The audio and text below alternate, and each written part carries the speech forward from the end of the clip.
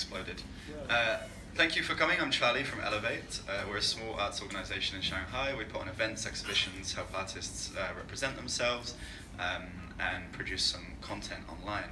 I'll have a little bit more to say after the talk, but to begin with, I'd just like to hand it over to Brian. So the format will be that Brian will speak for 20-30 minutes, then we'll have time for questions, and then afterwards we can hang around and socialize. So thanks for coming, and without any further ado, Brian Hoffmeister.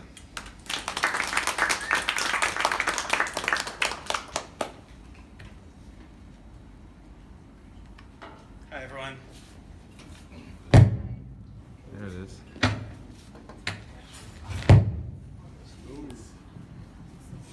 All right, well, I don't want to stand behind that. So, hi everyone, my name is Brian Hoffmeister. I am an artist from Chicago, and I'm currently living in Shanghai.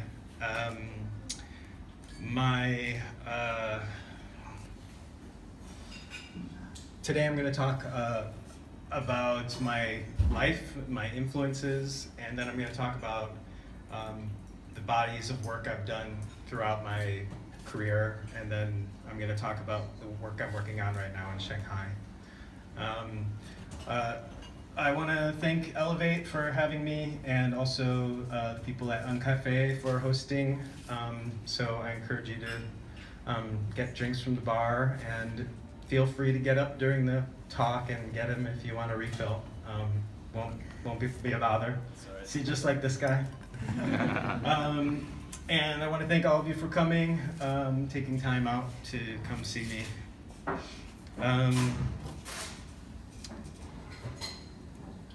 So just getting right into it, I'm going to talk about my first awareness of art, which was in my early childhood. I lived in Chicago, and we were close to the Art Institute, which is a really huge art museum, and it spans prehistoric art all the way to modern. And for me, mostly, I was attracted to modern art.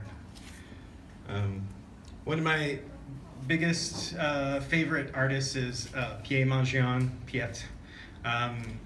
He had a wide career. He started as a pretty traditional painter, Dutch Impressionism, but he eventually developed this style, which is what he's best known for, and he called it neoplasticism.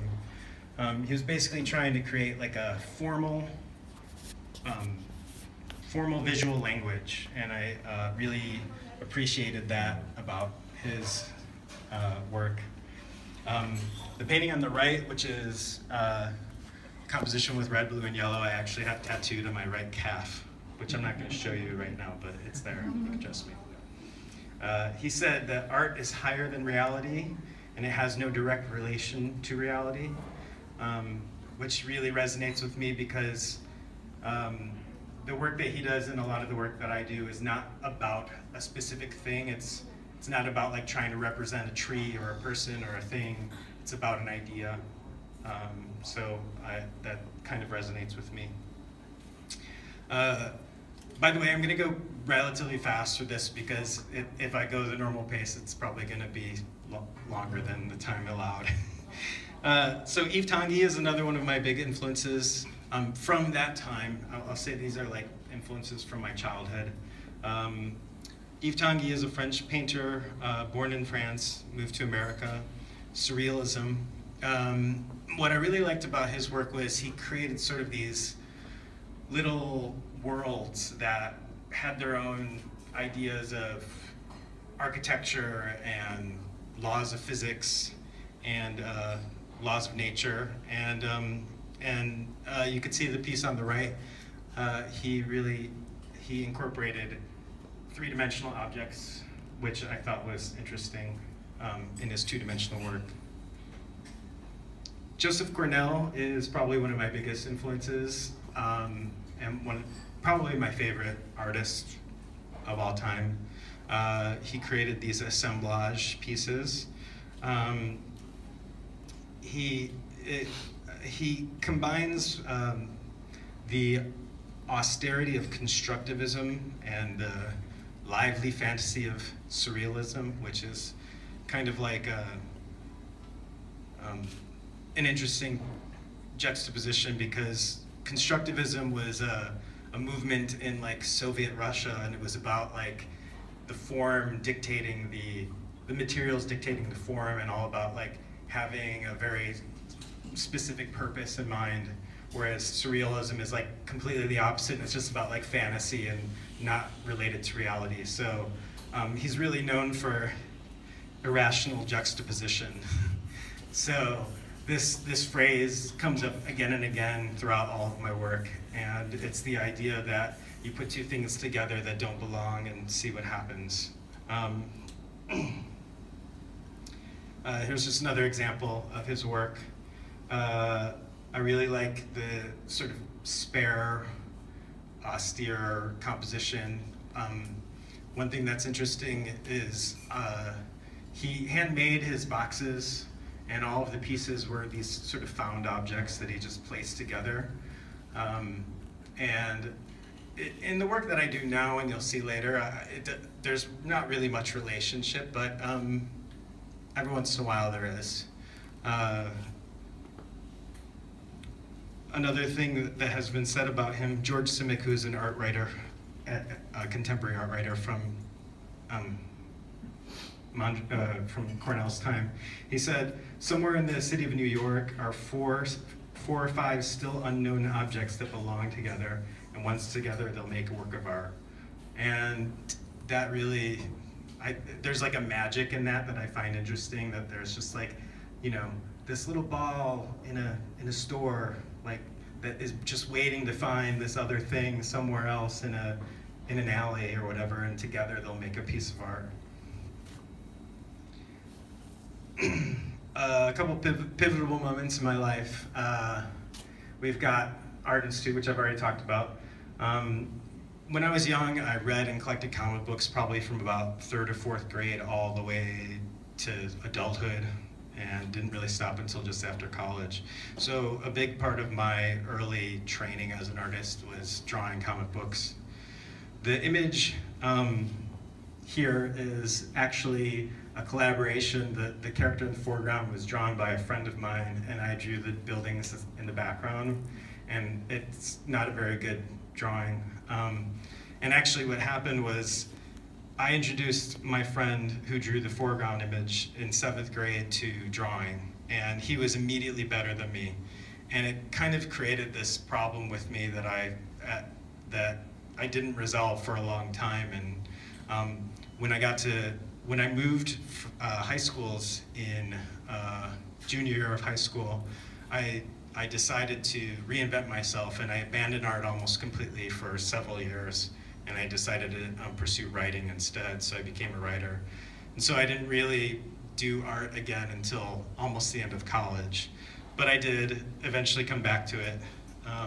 And so when I was a senior in college, or just about to finish, I decided I wanted to go back and study art again. So I started a double major in studio art. And I ended up traveling abroad. So I went to the Aix-en-Provence, which is this little city or town in southern France, and I studied pretty traditional oil painting at the Marchut School of Fine Arts.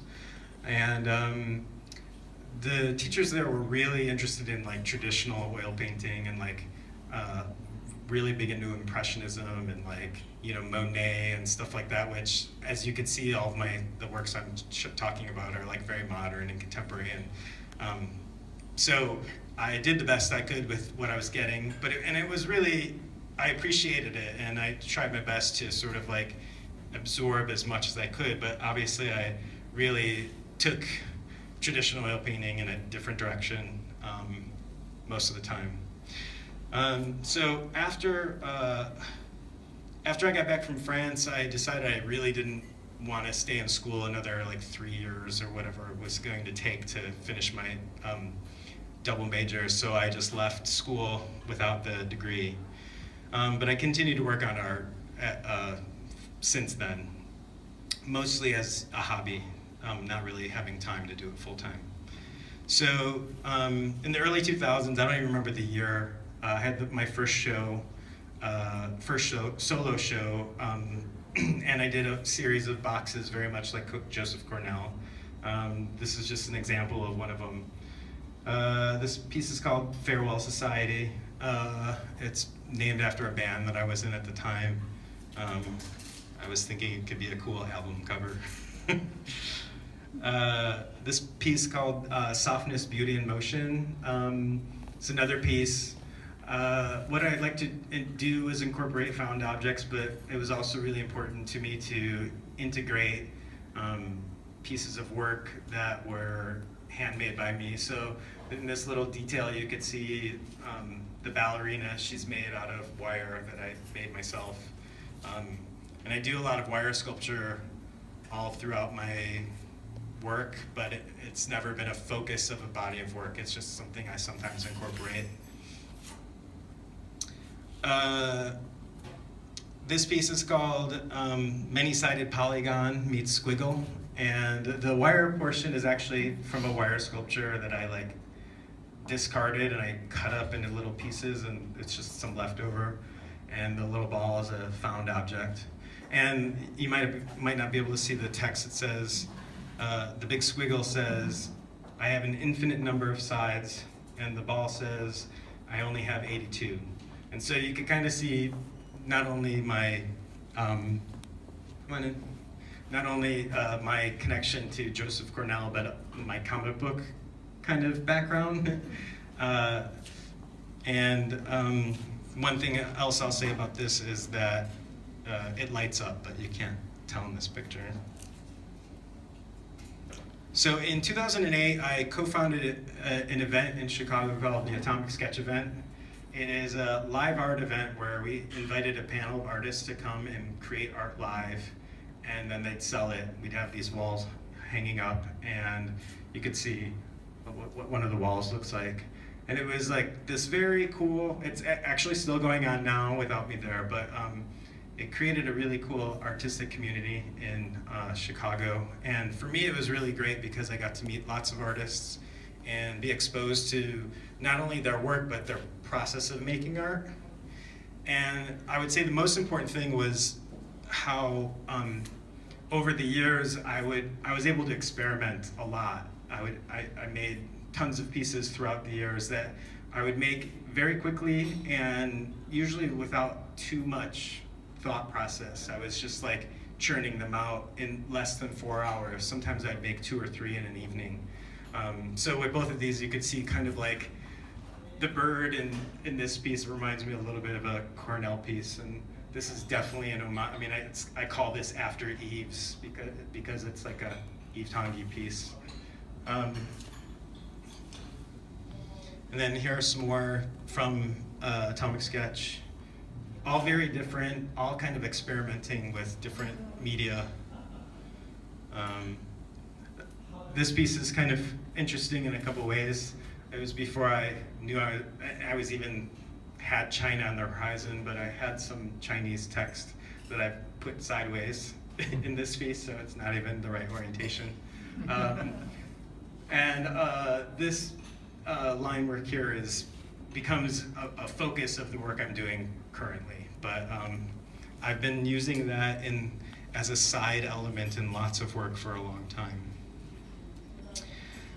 So in 2009, for the first time, I was able to afford a studio space, which was pretty big for me. It wasn't that I can afford it from selling art, it was just that I was an adult and could afford a studio space. But having a studio space is really important, especially if you want to grow. I don't have one now, but I feel like I'm doing all right. But I'm also making small work, and a lot of the work that I was making in that space was large. So we'll see one day, maybe in Shanghai. These two pieces here, they're not really sort of representative of anything in particular. They're just kind of two random pieces, but they do kind of illustrate how I was making work that didn't have any relationship to itself, and it highlighted something that I considered a weakness, which was creating a cohesive body of work. So going forward, I really focused on creating cohesive bodies of work. And this is one of the early ones, which was called Free Not Free, and it was a solo show from around 2011, and it focused around birds. And specifically in these, you could see they're birds, and they're in sort of these corset-shaped cages. And it's, it's not super deep, it's just free as a bird, but in a corset, which is sort of representative of beauty, but also of like constriction and kind of oppression. So the birds are oil paint, and like the colored backgrounds are oil, and then the corsets are screen printed. So I also tend to mix media a lot, and so those are two examples, but then I also did birds with collage. It's bamboo collage and oil painted birds, and then there was a few that were just screen prints only on wood. That's another thing, is prior to being in Shanghai, almost all of my work was on wood. I just like it as a background. I like the organic quality of it. I'm kind of embarrassed to say that this is the only photo I have of the show. I think there are some that exist, but I just don't have them. But the good news is I sold like over half the show on the opening night, so that was good. The next body of work was called Geometrism, and going back to irrational juxtaposition, I wanted to explore the relationship between geometry and mysticism. And when I actually came up with this concept, I thought it was novel, and it wasn't at all. As soon as I started doing any research, it was like, oh yeah, the ancient Greeks were doing that. And actually they really thought that geometry and mysticism or divinity were completely linked and not even able to differentiate between the two. So I really didn't explore this for too long, because there was so much out there, and if you look up sacred geometry on Instagram, there's like millions of hits because everyone's thinking about it. But so that's just an installation of the platonic solids at a furniture showroom I did. A couple more that are not just about the tree of life, but in the same one, but just a different style. After that, I explored, this is called solids, and it's just about the geometric forms, polyhedrons, very simple, linear, but I thought it was beautiful in a lot of ways. But again, it was kind of not a very long exploration. But I did play with a couple of things. This piece on the right is something that you'll see later in my work, and then they're kind of opposites. The piece on the left is taking this three-dimensional form and extending out all of the lines so that they create sort of like this nest. And so every single line on the piece extends out. And I was kind of interested in like how the two-dimensional and three-dimensional came together. And then this is kind of interesting. It's almost like the inside of this three-dimensional piece has this interior architecture or something like that.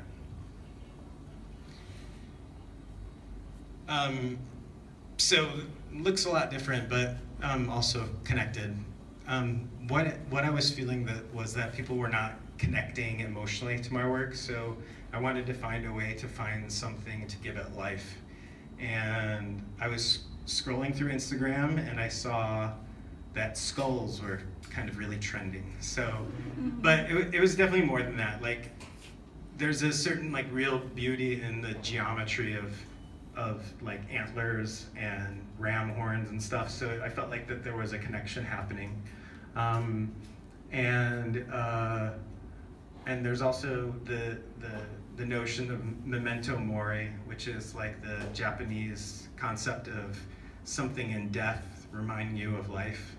And so, I don't know, I just found that these were powerful sort of totems, but that they also could replace real skulls, which there's such a market for that. And it would be a nice thing to decorate your house with an animal skull that's no one had to kill the animal to get, you know. So I did quite a few of these in different styles. I realize I haven't really talked about any of the sizes. These are about 3 foot by 3 foot. What is that? Meter by meter. Yeah, meter by meter, so meter squared. And this bull one on the right actually was bought by a guy in the Southwest. I think it was like in Arizona, to put in this like southwestern home, which was kind of cool. So I did those for a little bit, and then I really wanted to get back into figurative painting. So I did a couple of self-portraits incorporating the line work that I was doing, and but I really wanted to find some other subjects. Well, before that, so you'll notice on the earlier solids pieces, they were the rendering was very simplistic, and people would ask me, do you use a model? How do you come up with the shapes? And the shapes were really just coming from a book about polyhedral geometry. But that book actually had instructions on how to create a paper model of those pieces. So I started to build one, and in the act of building it, when I was partially finished, I noticed that there was like a head-shaped hole in it. And I put it on my head, and I was like, this looks cool. And then I took a picture of myself and did another one, and that actually sparked like a whole body of work after that. But before, sorry about that. Hello? Is this working? Yeah? Not as well. Check. So,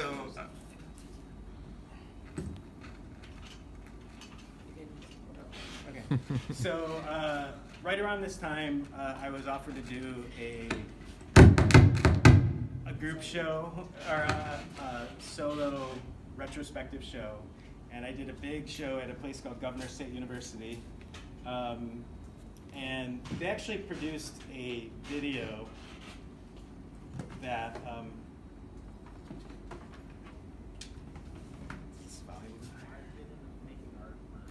can people hear that? No. No. All right. We won't listen to the video. We could still watch it. Yeah. You want to watch it?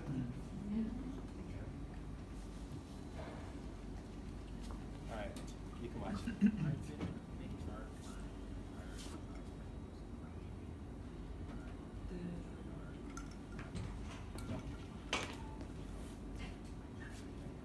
Started drawing comic book characters.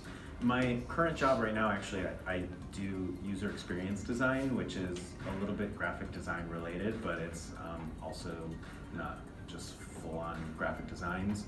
But I work a lot at night, I work on the weekends, and I'm trying to continue building myself as an artist.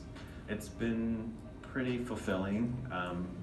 I feel like if I could devote more time, I would probably try to be a professional artist, but it's pretty difficult to make that transition when you need to support yourself. So I basically do it when I can. My work in general has been about combining disparate ideas and seeing what results from mushing them together. And for the last while, it's been geometry and something. I had been making these geometric shapes for a while, but I used to paint figuratively. So I was also having a yearning for painting figuratively, and I wanted to combine the geometric work with figurative painting. Whether that meant that I was going to just place like a 2D object over a figurative face, or creating like a headdress, which would create, again, these really realistic lights and shadows when I'm painting. So I kind of wanted to essentially combine figurative painting and this really geometric work, and that's kind of how it evolved. My work is not super symbolic, it is more tangential.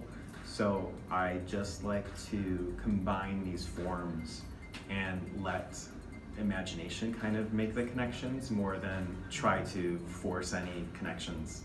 So I like to make some connection and hope that conversations happen more than anything. As I've matured, I've tried to focus on bodies of work, which allows you to really explore things in ways that you hadn't anticipated when you started the project. That's one of my main things now, is I try to force myself to explore an idea to its fullest before I move on to a new concept. Or if I do move on, I don't abandon the previous one completely until I feel like I'm completely done with it. I especially enjoy hearing what people think of it, because it really allows me to make leaps that I wouldn't necessarily make on my own. Making art is good for me, but making it in a void is not very helpful. Having an audience to interact with helps a lot to further my process, and at the end of the day, I do want to sell art, and having an audience and who tells me what they like and don't like about it allows me to make decisions about what I'm going to make next.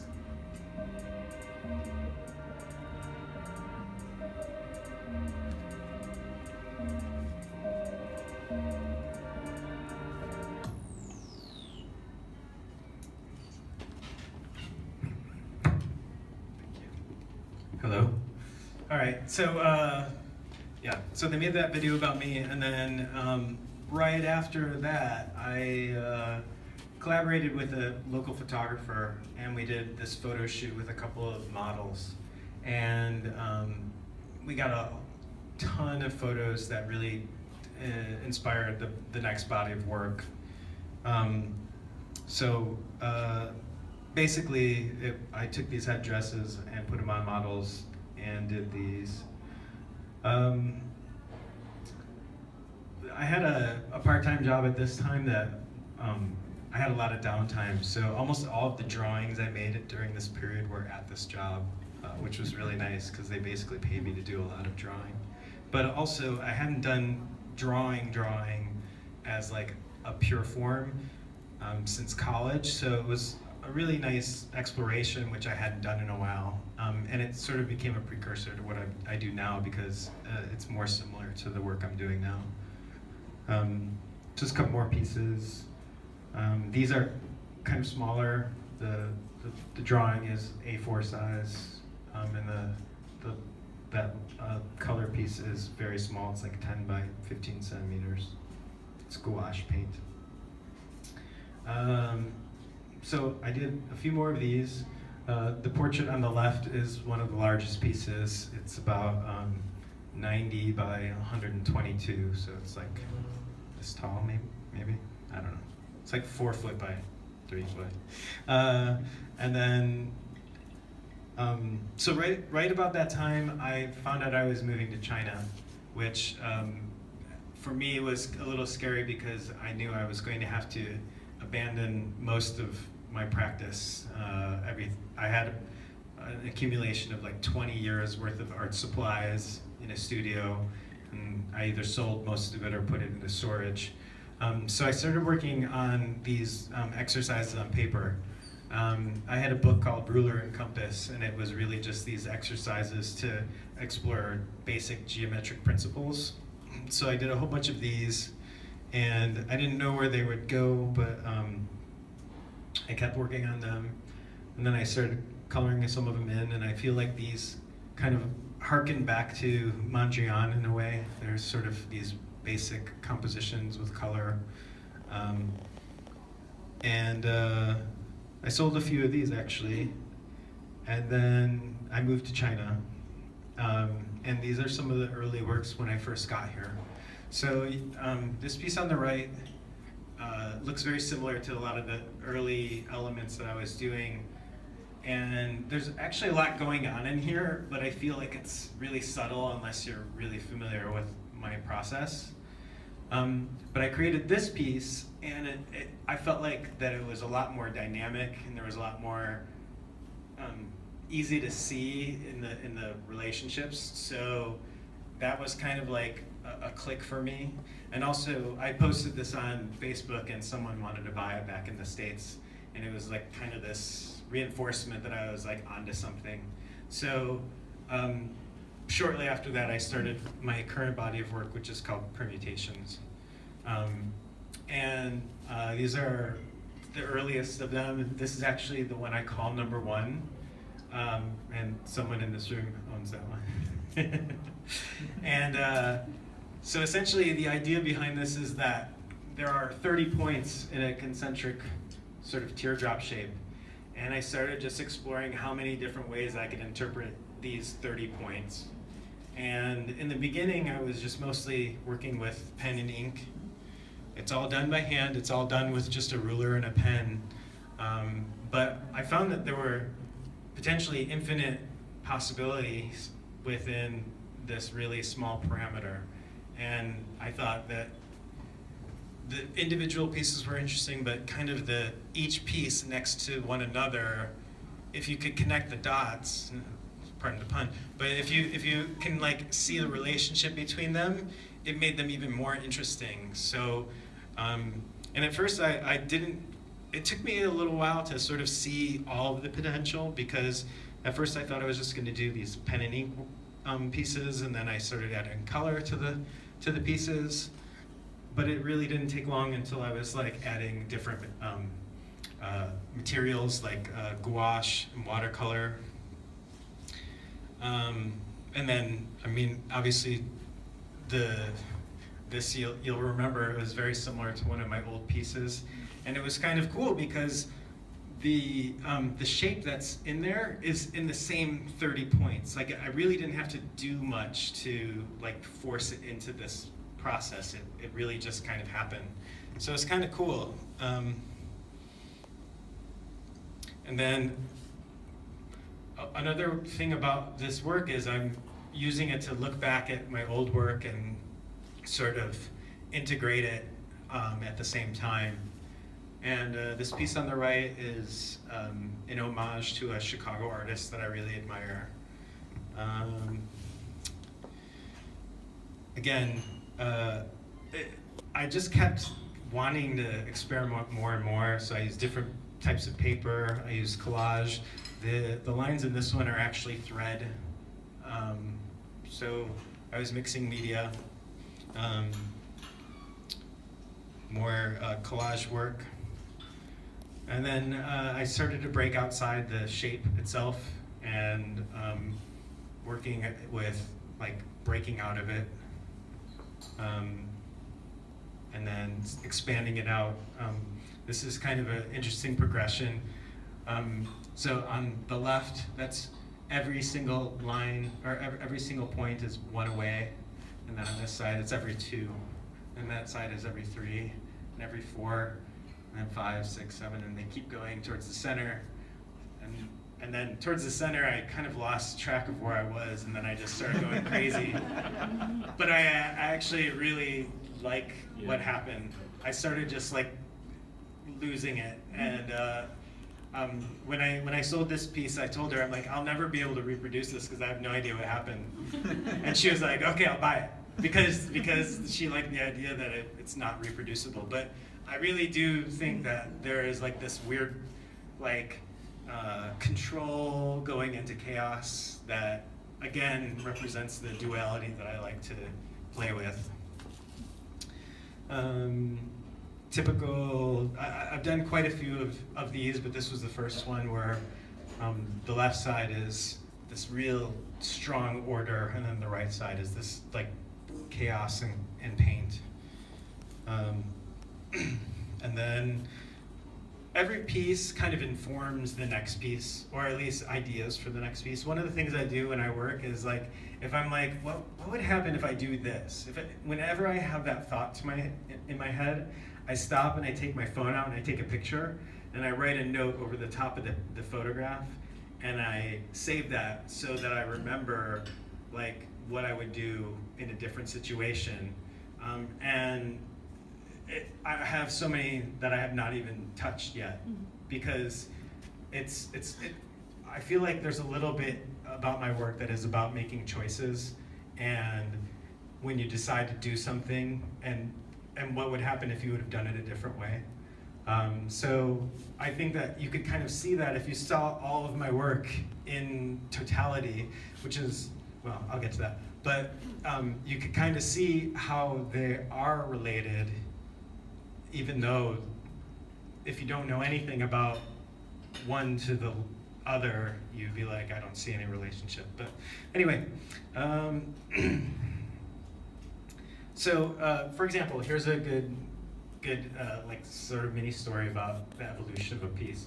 So this is a piece, it was actually not even finished, but someone saw this on social media and said they liked it and they wanted it, but it had already been sold. So I said, well, I'll make another one that's similar. So I created this piece here, and it's just a slight variation, but it's like, the first one inspired the second.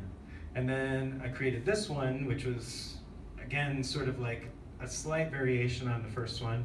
And then I created this one, which was like related to the first one, but still kind of an evolution. So that just kind of gives you an idea about how I move things along. Another example of just like rotating a piece and then connecting them together, and then trying to, one thing that I like about this piece is it goes from unrelated chaos to really tight control to like less and less control, and then it's got this piece in the middle that sort of just ties it together.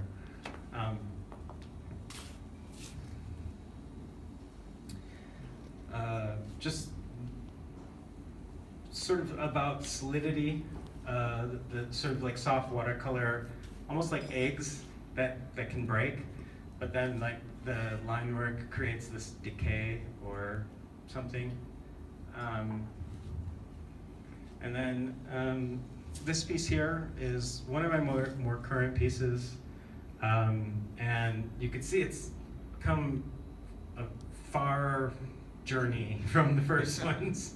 And I still make pieces like the very first ones. I still go back, and every once in a while I'll just make a simple line drawing, but I go back and forth, and part of the reason for that is when I do the really focused line drawings, sometimes it's actually physically exhausting, and my neck and my shoulder starts to hurt and stuff. So when I get to do pieces like this where I paint and like it's looser, it actually has a physical effect on my body. But that's one of the most recent ones. And that actually brings us towards the end. If you want to follow me on Instagram, my username is bhoffmeister13. If you want to follow me in WeChat, just come to me and we could scan each other or whatever. And then just talking a little bit about my future and what I see going on, going forward. Obviously, I'm going to continue making art. I look at the permutation series as a little bit like going back to art school in some ways, because I'm really exploring lots of different media and techniques. But what I'm going to do is draw from them, and they'll definitely inform whatever I do next, but I don't know what that is. And for now, I don't really see a clear end in sight. I see a lot of potential still. I'm gonna try and do more talks like this. I'm gonna be doing career day at SCIS, and not too long ago I did a talk and a workshop at a school, YCIS, and it was really good. It was very successful. So if anyone knows any high school art teachers that think they could benefit from an artist and how they do work. I also did a workshop where I taught the students how to do my process, and they really enjoyed that. And I'm actually thinking about doing a workshop like that for adults just in general, based on like people's reaction to that. Just out of curiosity, would anyone like to learn how to do these things? Just a show of hands. Would you come to a workshop if it happened? All right, that's maybe enough to do one. All right, so we might set that up. Okay. Another thing that we are thinking about doing, we've been talking about doing an atomic sketch in Shanghai. So if you are an artist and you would like to be on the panel, come to me or anyone from Elevate, and we will, once we figure out when that's going to be and where and all that, we can explore that. But it's a very cool concept for an event where you can branch out as an artist. You don't need to be professional. You could be someone who's been hiding your artistic talents for years and just finally want to come out, because I've seen it happen. In Chicago, we had artists who've never shown their work to anyone, and they went from that to being a selling artist to like quitting their job. And it's really happened. So it's really interesting, and it's very empowering to be able to be in a space where you show your work and someone buys it. Like, I mean, typically the works we're selling for a very little amount of money, but it's still reaffirming to sort of like have your work appreciated and purchased by people. So we don't have a timeline for that yet, but we want to do it. And lastly, art drop. My art drop print is available today. It's right outside if you want to take a look at it. Charlie's gonna hold it up right here. It's a limited edition, it's only 10, so there's not very many available. It's available for $350. It's super high quality, it looks really good, and it really embodies my vision of how I like my work to be viewed, which is in collection, so you could kind of see all the ways that things work together. Yeah, so that concludes my talk. Thank you for coming. And I definitely want to open up to questions if people have questions. Anything?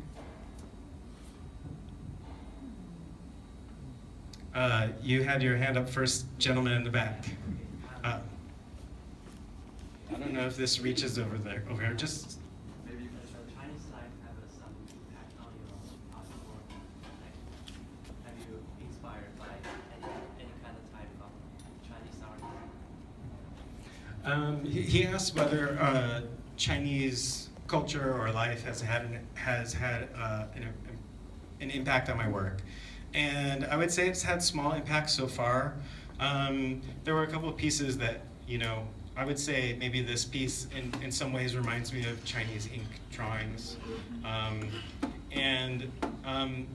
think that in some ways, in general, the sort of tension between this really formal mathematical line and whatever else is happening in the work, a lot of times that reminds me of China. I mean, I feel like there are these moments where everything seems super orderly and where something seems super chaotic, and to me that seems like maybe that's coming from here, maybe that was already in me, but those are maybe the only two instances. I actually really came here fully hoping to be like, oh, I'm gonna be super influenced by China. And I haven't really found what that is yet, but I am going to more and more galleries and being exposed to more Chinese art. I do incorporate, I use some collage work and stuff like that, but I think that so far, when I use a Chinese newspaper, for instance, I don't know what it says, I just put it in there. And one of the collages I used, this one, I found out later that it's a lot of what's on here is about colon health and stuff like that, and like laxatives or something. So it's kind of embarrassing how poorly I'm interpreting it, but in a way it's kind of like funny or whatever. But yeah, so I've really only been in China about less than 2 years. So and I anticipate that it will affect me more and more, but so far it's not a huge influence directly. Bonnie, you had a question? I did. Seeing your evolution of your work today is really intriguing. Very nice to see. Have you ever thought about a book? Because the whole story is interesting. I have thought about it. I think one of the problems I've had up until recently is documenting. It's very time consuming, and also just for me, I always want to be creating. And so like when I have to go and like scan things or take photos of things, it's like kind of a bummer. So having a good quality print quality thing of my work is sometimes difficult, but I'm getting better at it. So it's possible. I think the biggest bummer is a lot of the work I sold early on, I just took an iPhone photo and it sold and it's gone and it's out there, and like all I have is this like kind of not great iPhone picture. So a lot of the early work is maybe not going to work in a full-size book, but it's maybe something I'm thinking about. Yeah. Any other questions? Yes? Thank you, Brian, for your very great presentation. I'm Heather, and I learned that from the beginning to the end, your art. Some probably were from simple, and also some even familiar objects. Some also exquisite abstracts, and you made them into something like your insightful exploration. And I found it very interesting.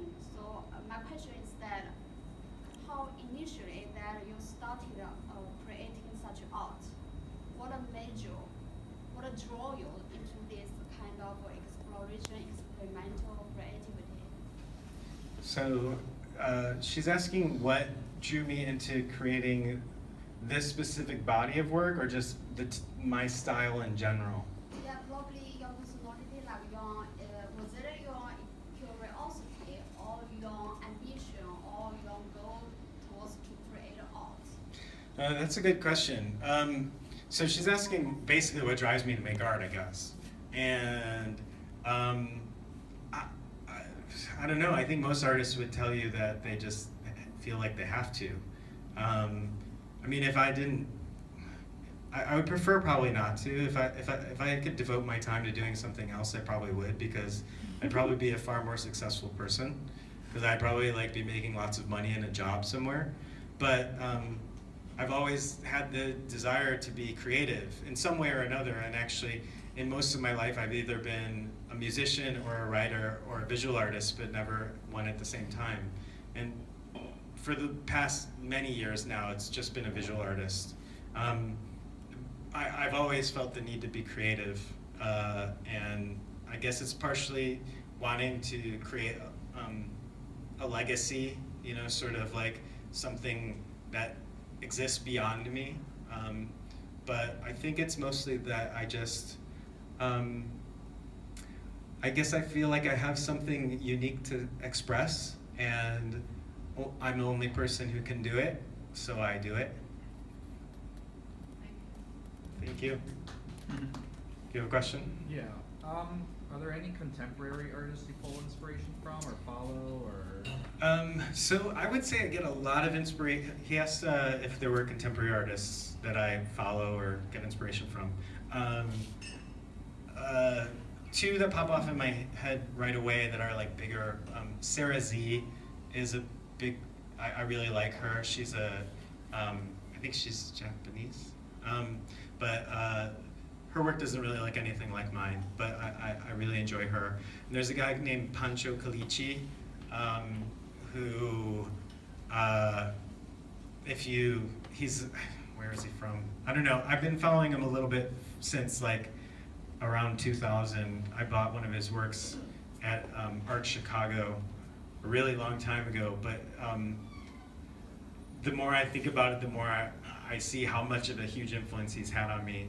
I would say the biggest contemporary influences come from Instagram. I follow a lot of hashtags like modern art, contemporary painting, abstract art, and in a way that's really good. You just have like this constant influx of like inspiration. And sometimes I'll just like take a screenshot of a piece because I like the color palette or whatever. Yeah, I would say aside from that, I'm not really like a names person, you know? The three artists that I talk about in the beginning today were like artists I discovered when I was like 6 years old, and I didn't know their names back then. It took me years to like sort of absorb them as like individuals. I just always remembered those paintings, you know, when I was little. Yeah, so those two, but other than that, I just kind of like check out what's on Instagram. There's an artist named Adrian Landon Brooks, who I also follow on Instagram, and I like him a lot. Any other questions? Thank you so much. All right. Good? So, one last view of the art drop. And in addition, I have a bunch of originals outside if you want to see them up close. And they're available for purchase. Awesome. So I've got a couple of things to say just at the end here. Thank you so much for coming, everybody, and thank you so much, Brian. That was such a fascinating talk.